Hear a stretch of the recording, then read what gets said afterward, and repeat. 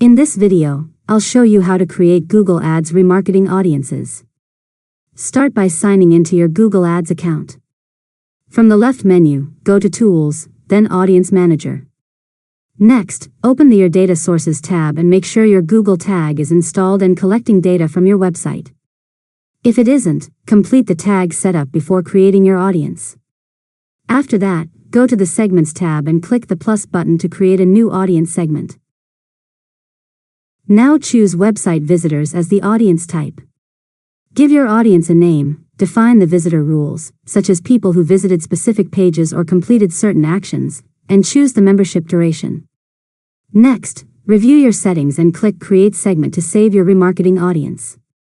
Finally, wait for your audience to begin collecting users.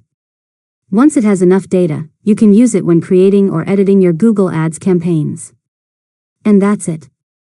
You've successfully learned how to create Google Ads remarketing audiences.